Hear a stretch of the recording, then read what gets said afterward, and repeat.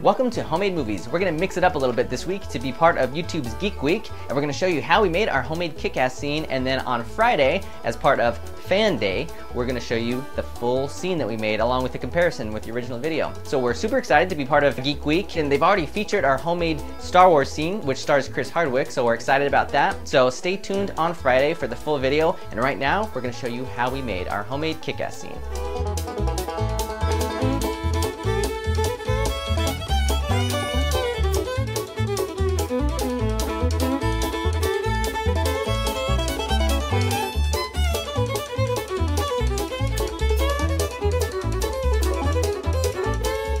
I play the title character of Kick-Ass in this, and his costume is pretty simple. It's mostly just starting with green sweats, green sweatshirt, and green ski mask. Cut some additional holes in the mask, made it just the right shape, and then all of the trim for the whole thing, instead of sewing on some yellow fabric, we just used yellow electrical tape. Cut it into long strips, and just kind of stuck that to the whole thing. So that's pretty much it for Kick-Ass. Right now, this character is just called Kick. Not until you get the yellow stripes. Kick-Ass.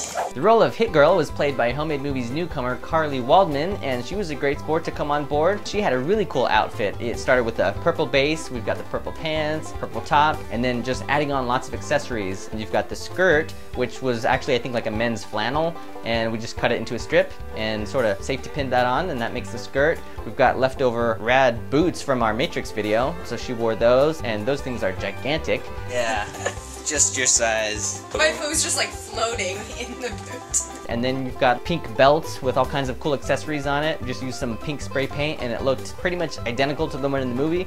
I can't believe how precise everything is. I think my belt is probably my favorite part of it, and my little grenade right here. She has a smoke grenade kind of attached to her outfit, and we just made that out of a balloon that we very lightly blew up so it had the right shape, and then painted yellow. The cape that she's wearing is actually just a jacket that we found that had kind of a cool texture to it. It's mostly black. We just left it as a jacket and just safety pinned it right to her outfit, and it looks like a cape.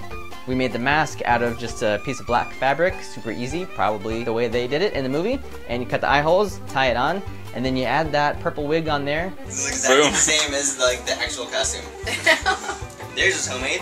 Ours is homemade. Exactly. Once we had these costumes all made and we were wearing them, we did go outside to take some photos, and the neighbors instantly recognized who we were. Right away, the neighbor said, "Oh my God, look, it's Kick-Ass." The bad guy in this scene is played by our friend Narbe. He actually bears a pretty striking resemblance to the guy in this movie. He is totally bald though in real life, so instead of trying to add a very short wig to his head, we used the black hairspray that you use for changing your hair color right on his head, and it worked surprisingly well. Oh yeah. Oh man, it totally worked. So once we got the suit on there with the red tie and the fake hair, he looked totally legitimate. You know, it's a good look into the future. This may be what I may be experiencing 15 or 20 years from now to kind of prepare myself for hair loss. There is one shot of red mist in this scene, and so we kind of made the costume really quick, and the red shirt is the same red shirt that we keep using. It was used for Iron Man, and it was used in our Star Trek trailer. Put some black tape on it, made the little emblems, and just for that one shot, laid Ben down on the ground wearing this outfit, and put the cape in the right place, and the cape is actually just a red t-shirt that we cut open, and then just a black jacket, and just sort of got it into the right shape, and that was it. Acting!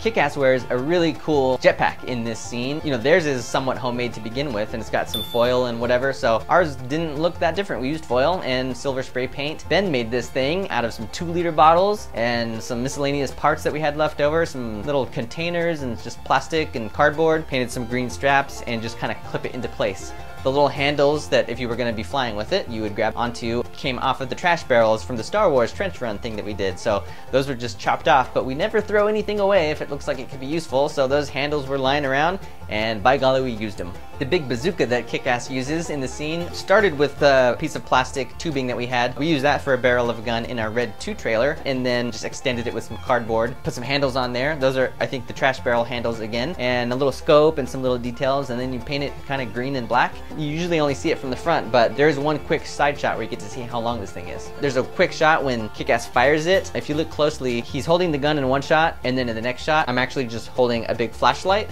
Movie magic. So that way I can just pull the trigger and have it flash, and actually the light in the room behind me goes on at the same time, so it looks like the big blast of the gun.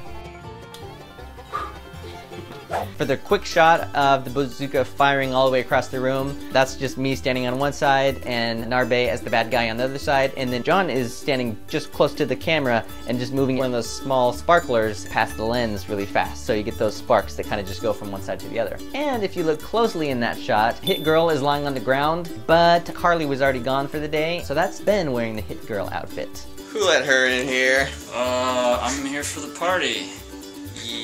Yeah. There's a shot looking up at the bad guy where Hit Girl, it's kind of her POV and it's kind of blurry and moving in a weird way, so Ben had this cool idea to actually shoot through a big magnifying glass. Old-timey magnifying glass. Check. So just kind of pointed right up through the lens of this magnifying glass, and when you move it, it kind of distorts and warps the picture a little bit, so it looks kind of similar to their effect without actually doing any visual effect at all. It's totally in camera. Cool. We shot this whole thing pretty much just in the dining room and living room and moved furniture around a bunch for all the different setups. And this time we did use a big projector, and I have a big screen now that I bought, so we just pulled the screen down and that stands in for the big window that he stands in front of overlooking the city. So we actually shot the cardboard city stuff ahead of time so that we could project it on the screen. And we just set up some of our usual buildings that we have now, kind of a cool collection going, and set up a street and used some little plastic beads for the cars and whatever, and just got a shot of that as the background. So when he's standing in front of the screen, it looks like he's standing in front of a big window. We did a pretty cool trick where he flies through the window, which starts with him just standing in front of the window like usual, and then he just does the move like he gets hit, and then it cuts to a different shot that we already got when we were doing the miniature cardboard stuff. Nice. Of a little G.I. Joe flying back into the buildings. So it's like a really weird thing. It goes by very fast, but it's a pretty cool trick we thought to kind of have him go back all the way into the buildings like that. While we were shooting that background shot, we did also shoot the big finale shot where he flies all the way out across the street and explodes. So we used mostly all the buildings that we have, but we did make one new building that has a green roof and little windows and stuff. We ended up just kind of making a little body silhouette out of some tape and put it on like a stick. So the stick kind of looks like the smoke trail.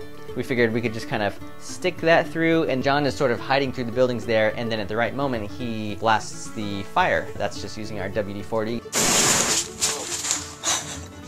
Yeah. Let's do like a wide shot. Well, since we're shooting WD-40 and fire right at the iPhone, decided to make a little shield here.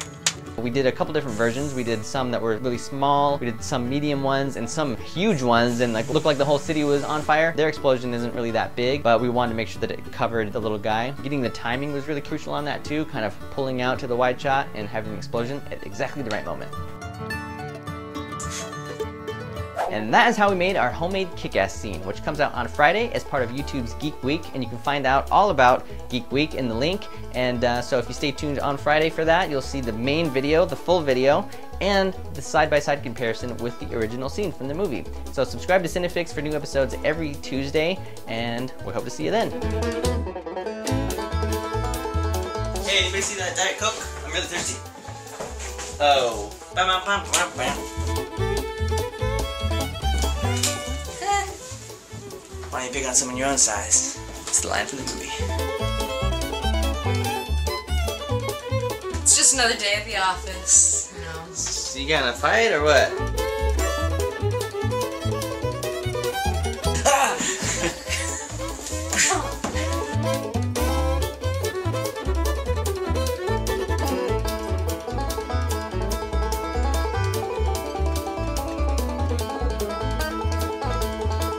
I'm Hit Girl. Ah!